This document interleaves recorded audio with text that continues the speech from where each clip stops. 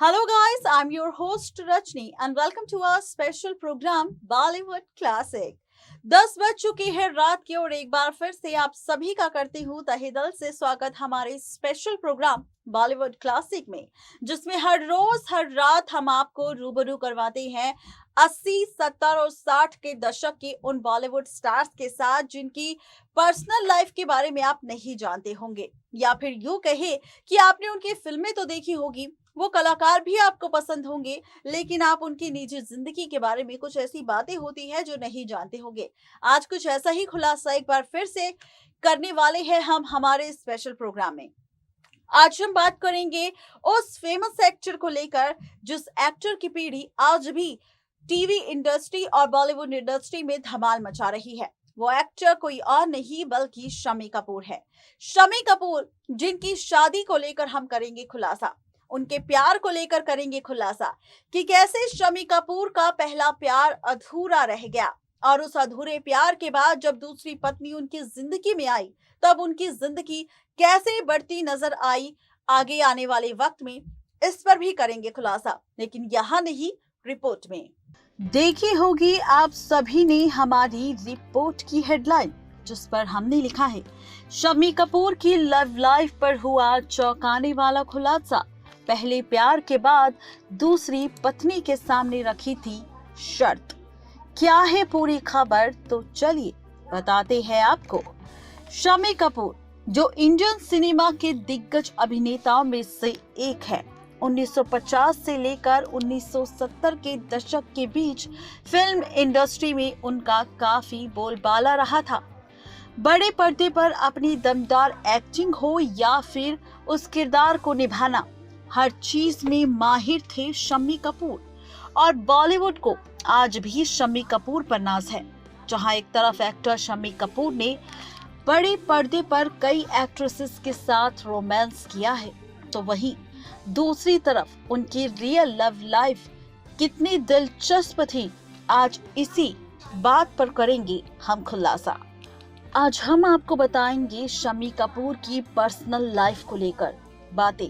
जी हाँ, शम्मी कपूर, जिनकी personal life के बारे में बहुत ही कम लोग जानते होंगे, लेकिन आज शम्मी कपूर की जिंदगी से जुड़े हर एक अहम सच को हम आपके सामने खोल कर रख देंगे। तो चलिए शुरुआत करते हैं शम्मी कपूर के जन्म से। शम्मी कपूर, जिनका जन्म 21 अक्टूबर सन 1931 को मुंबई के जाने माने कपूर खानदान में हुआ। शम्मी कपूर के पिता महान एक्टर पृथ्वीराज कपूर थे और उनके दो भाई राज कपूर और शशि कपूर थे। शम्मी कपूर ने साल 1953 में आई फिल्म जीवन ज्योति से बॉलीवुड में डेब्यू किया था।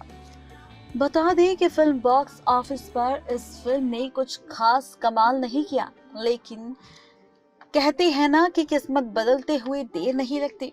कुछ ऐसा ही शम्मी कपूर के साथ भी हुआ। दरअसल शम्मी कपूर के साथ कुछ ऐसा ही हुआ क्योंकि साल 1957 में शम्मी कपूर फिल्म तुम सा ना देखा में काम किया और इस फिल्म की कामयाबी काफी सफल रही। इसके बाद उन्होंने कभी पीछे मुड़कर नहीं देखा। इसके बाद नजर आए शम्मी कपूर दिल दे के देखो, सिंगापुर मूवी, जंगली movie, college girl, professor, China town, प्यार किया तो डरना क्या जैसी कई सुपरहिट फिल्मों में शम्मी कपूर ने बेहतरीन अदाकारी दिखाई। उस वक्त की बेहतरीन एक्ट्रेसेस में से एक थी नूतन और शम्मी कपूर एक बड़े एक्टर थे क्योंकि दोनों ही एक दूसरे के पड़ोसी भी थे।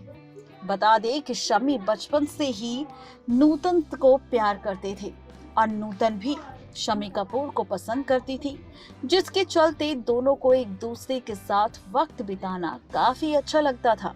दोनों के परिवार के बीच का मेल जोल भी काफी अच्छा था, लेकिन किसी कारण की वजह से ये रिश्ता नहीं टिक सका। बता दें कि ये रिश्ता जो गहरा तो हुआ और जब बड़े हुए नूतन और शम्मी तो दोनों ने शादी करने का फैसला किया। बस यहीं पर बात बिगड़ गई। दरअसल नूतन की मां शोभना तब अपने पति से अलग हो चुकी थी और हर तरह की सलाह मशवरे और फैसले के लिए एक्टर के दोस्त मोतीलाल से ही बात किया करती थी।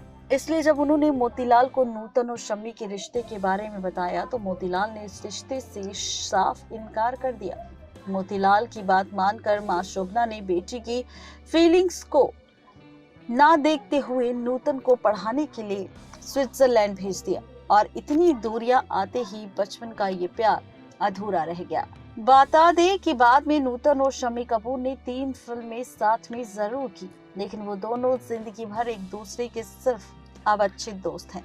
बता दें कि साल 1953 थी जब शम्मी कपूर अपने भाई राज कपूर और शशि कपूर के साथ स्टार स्टड क्रिकेट मैच देखने श्रीलंका गए थे, जहां पर उनकी मुलाकात विदेशी बैली डांसर और इजिप्शियन एक्ट्रेस नादिया गमाल से हुई। इस मुलाकात के बाद दोनों के बीच दोस्ती हो गई और ये दोस्ती रिलेशनशिप में आ गई और कुछ समय बाद नादिया के वापस जाने पर यह रिश्ता टूट गया। इस पर बात करते हुए खुद शम्मी कपूर ने ये बात एक्सेप्ट की थी कि वो काफी खूबसूरत थी और मुझे उनसे प्यार हो गया था। वो इतनी खूबसूरत थी कि मैं अपनी आंखें उनसे हटा ही नहीं पाया, लेकिन दोनों एक दूसरे से अलग हो गए और ये प्यार भी अधूरा रह गया। इसके बाद अपनी एक्टिंग के लिए मशहूर एक्ट्रेस गीता बाली, जो 50 के दशक की टॉप एक्ट्रेसेस में शुमार थी, साल 1955 में शम्मी कपूर ने उनसे फिल्म रंगीन रातें के सेट पर मुलाकात की और दोनों को एक दूसरे को देखकर प्यार हो गया। लेकिन दोनों के घर वाले इस शादी के लिए बिल्कुल भी तैयार नहीं थे। ऐसे में कपल ने घर वालों की इच्छा के खिलाफ जाकर मंदिर में शादी कर ली। कुछ वक्त तक घर वाले इस शादी से नाराज थे, लेकिन फिर उन्होंने इस रिश्ते और शादी को एक्सेप्ट कर लिया। साल 1956 में इस जोड़े के घर बेटे आदित्य राज कपूर और साल 1961 में बेटी कंचन कपूर ने जन्म लिया। ऐसे में शम्मी और गीता पेरेंट्स बनने के बाद काफी खुश थे, लेकिन वक्त को कुछ और ही मंजूर था। साल 1965 के जनवरी महीने में गीता बाली अपनी एक फिल्म सेट पर काफी बीमार पड़ गई थी और इसी के चलते उन्हें काफी दिनों तक हॉस्पिटल में एडमिट भी रखा गया, जिसके बाद 21 जनवरी 1965 में महज 35 साल की उम्र में ही गीता ने दुनिया को अलविदा कह दिया। गीता के जाने के बाद शम्मी कपूर को काफी बड़ा झटका लगा था। कई सालों तक उन्होंने रातों को नींद नहीं आई और छोटे बच्चे आदित्य और कंचन को मां की जरूरत थी। गीता बाली के जाने के बाद शम्मी कपूर और बच्चों की देखभाल के लिए कपूर फैमिली ने उनके लिए एक और अच्छी दुल्हन की तलाश की। शम्मी कपूर की भाभी कृष्णा कपूर ने सोचा कि शम्मी की दोस्त रघुवीर सिंह की बहन नीला देवी उनके लिए सही रहेगी। बता दें कि नीला देवी भावनगर राज्य के शाही परिवार से थी और उनके माता पिता की कपूर खानदान से काफी अच्छी बॉन्डिंग थी। ऐसे में बिना देरी किए अगले ही दिन शम्मी के पिता पृथ्वीराज कपूर अपने बेटे के लिए नीला का हाथ मांगने के लिए गए। उसी दिन 27 जनवरी सन 1959 को शम्मी कपूर और नीला देवी की शादी हो गई।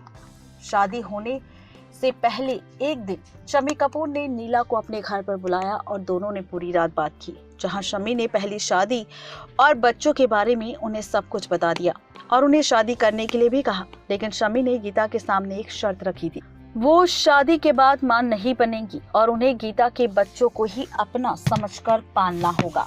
इस बात पर नीला राजी हो गई और वो मां नहीं बनी और गीता के बच्चों को ही अपना बच्चा मानकर चली। गीता बाली के निधन के तुरंत बाद शम्मी कपूर ने प्रसिद्ध लेखिका और सोशलिस्ट बीना रमानी से मुलाकात की थी। ये बात उन्होंने खुद बताई थी और उन्होंने लिखा भी था। बीना ने खुलासा किया था कि वो शम्मी कपूर के लिए काफी ज्यादा अट्रैक्टिव फील करती थी और लंबे समय तक उनसे प्यार भी करती रही।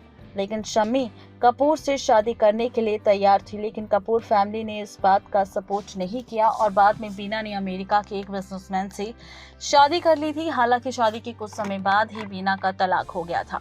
वहीं एक समय वो भी आया था जब शम्मी कपूर ने फिल्मी दुनिया से दूरी बना ली थी, क्योंकि वो अक्सर बीमार रहने लगे थे। धीरे धीरे उनकी तबीयत इतनी ज्यादा बिगड़ने लगी कि 14 अगस्त साल 2011 को शम्मी कपूर ने भी इस दुनिया को हमेशा के लिए अलविदा कह दिया। तो ये थी स्पेशल रिपोर्ट शम्मी कपूर की लव लाइफ को लेकर।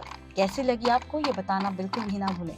नेक्स्ट टाइम लाइफ से रोशनी की रिपोर्ट। तो देखा आपने शम्मी कपूर की लव लाइफ का ट्रायंगल कि किस तरह उनके प्यार की जिंदगी चलती नजर आई, गाड़ी चलती नजर आई, लेकिन इस गाड़ी को ब्रेक तब लगी जब यहाँ पर उनका पहला प्यार अधूरा रह गया और इस गाड़ी का दूसरा पहिया बनती नजर आई शम्मी कपूर की दूसरी पत्नी, जिन्होंने उन्हें संभाला ही नहीं बल्कि उनके परिवार को आगे बढ़ाया और इसी के साथ अच्छे संस्कारों के साथ उन्होंने अपनी जिंदगी को भी आगे बढ़ाया, जहां पर आज उन्हीं के बच्चे बॉलीवुड स्टार्स बन चुके हैं और सबकी अपनी अलग अलग पहचान है, जहां पर हर कोई सिर्फ शम्मी कपूर नहीं बल्कि उनके आगे की जनरेशन के बारे में भी सब कुछ जानता है। कैसी लगी आप सबको शम्मी कपूर से जुड़ी इस निजी जिंदगी के बारे में जानने की सच्चाई और ये रिपोर्ट, ये खबर, ये बताना बिल्कुल ना भूलें नीचे दिए गए कमेंट सेक्शन में।